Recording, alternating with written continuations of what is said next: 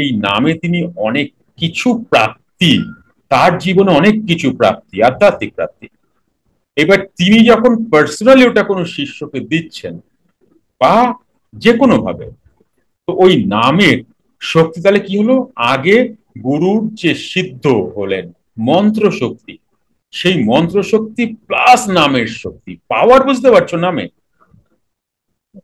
মন্ত্রের তো পাওয়ার অবশ্যই আছে, নামের পাওয়ার, নাম একা নয়, সাথে গুরুজির সিদ্ধি রয়েছে মন্ত্রের উপরে, সেই মন্ত্র নাম একসাথে মার্জ হয়ে গিয়ে, এই কারণে তুমি অনেক মহাত্মা বা সাধু বা সন্তের বলতে শুনবে যে নাম করো সব কেটে যাবে, নাম করো।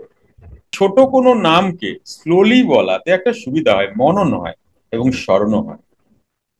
এটা আমার ফিলিং, ছোট অন্য অন্য কারোর অন্য কিছু থাকতে পারে। না, এটা ভাবি নাই। এটা খুব ভালো কথা বলছেন, এভাবে তো ভাবি নাই।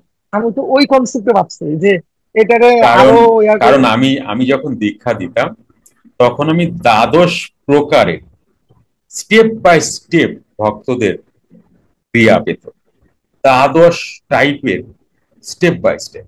তোমরা কি জানো, প্রথমে তো নাম দেওয়া হলো, কানে দেওয়া হলো, তো তারপরে বাস ওই নাম নিয়ে নাম করো, তাই না? সবাই এটাই, তোমরা সবাই এটাই জানো। কিন্তু আমার 12টা স্টেপ ছিল, আজও আছে, ভবিষ্যতেও থাকবে, 12টা স্টেজ। এই যে তুমি জবের বিষয়টা যদি আসি, জব কত প্রকারের, কে বলতে পারো? 4 প্রকার না? পড়া, বৈখরি, পশ্চন্তি, মধ্যমা, পড়া। তারা দেখছি 4 প্রকার বাবা। 4 প্রকারের। এখানে আমি যেটা বলতে চাইছি, এটা হয়তো তোমরা জানো। একটা হচ্ছে বাচিক জব, বাচিক জব 1 নম্বর। 2 নম্বর হচ্ছে উপাংশু জব, শুনছো এটা কেউ? উপাংশু জব। আর 3 হচ্ছে মানসিক জব। বুঝতে পেরেছো?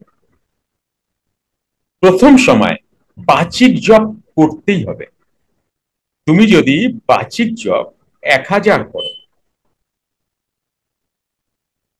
1000,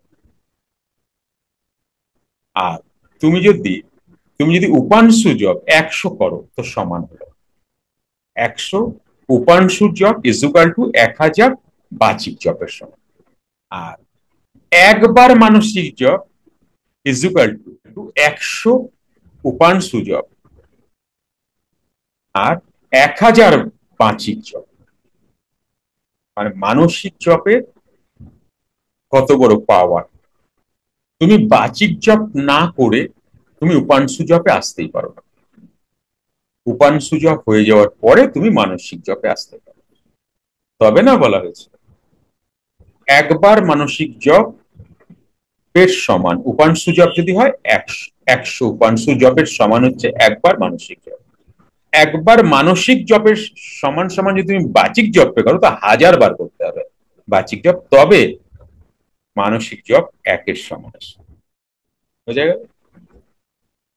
গুরুদেব, এই ক্রিয়া যুগে ক্রিয়াবান যখন আসনে বসে তখন তো সে অবশ্যই ক্রিয়াই তো তার মেইন, ডেফিনেটলি সে ক্রিয়াই করবে।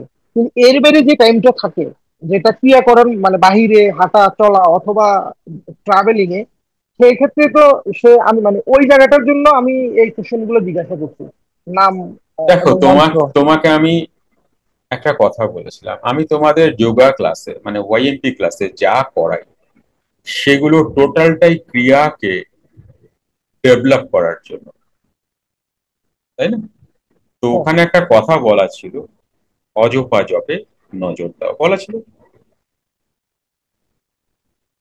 তো এটা তুমি কারণে অকারণে বাসে, ট্রেনে বসে থাকা অবস্থায় করতে পারো, হাঁটাহাঁটির সময় কিন্তু নয়।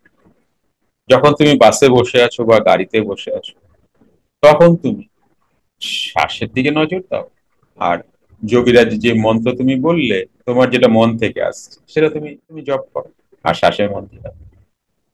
এটা বিরাট পাওয়ার, বিরাট পাওয়ার। কিন্তু এতে কি অসুবিধা হয় জানো? সংসার জগতের প্ল্যানিং, মানে আমরা তো অনেক সময় প্ল্যান করি বা আমরা অনেক সময় ক্রিয়েট করি কিছু, তো এতে একটু হেল্ড আপ হয়ে যায়।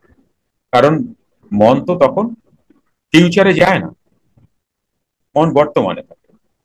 আর বর্তমানে তুমি যখন থাকছো তুমি ফিউচার প্ল্যানিং করতেই পারো, ফিউচারের প্ল্যান করতেই পারো। তো অনেক সময় কি হয়, ফিউচার সংসারী মানুষদের ফিউচারে কিছু প্ল্যান করতে হয়, তাই না? সাধুদের যেমন ফিউচারের কোনো প্ল্যানের প্রয়োজনই নেই। পেলে খেলাম, না পেলে না খেলাম। 4-5 দিন না খাওয়া, কেউ আসেও নি, দিয়েও যায়নি, আমিও ইশারায় বলিনি আমার খিদা পেয়েছে। কাউকে দেখে আমি ইশারায় বলিনি আমায় দুটো খেতে দেবে। বুঝতে পেরেছো? তাতে করে 3-4-5 দিন হয়তো খেতেও পাইনি, শুধু জল পান করেছে। এনারা কারুর কাছে যাবেন না খাবারের জন্য, খাবার যেখানে ভান্ডারা হচ্ছে সেখানে গেলেই তো খেতে খেতে পাবে, পাবে না? যাবেন না, বসে আছেন বা যাচ্ছেন, কেউ যদি কিছু দিয়ে যায় তবে তিনি সেটা পেতে পারেন, আছেন না?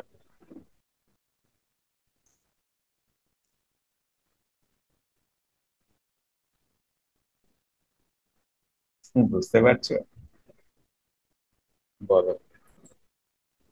জয় জগন্নাথ। জয় যোগীরা। বাবা, আপনার এই প্রথম কথার একটা প্রশ্ন মানে মনে হচ্ছে এটা। আচ্ছা, এই যে নাম জপের বিষয়টা আপনি যে বললেন 3 প্রকারে, এটা কি আমাদের ক্রিয়া যোগের সঙ্গে কোথাও একটু লিঙ্ক আপ আছে? যেমন আমাদের সংখ্যাগুলো গুণ হয়ে হয়ে যাচ্ছে, জপের ক্ষেত্রেও কি এরকম সংখ্যার বিষয়গুলো গুণ হয়ে হয়ে আসছে? যখন আমি আমি যখন গুরু, সেটা হচ্ছে দ্বৈত মতে।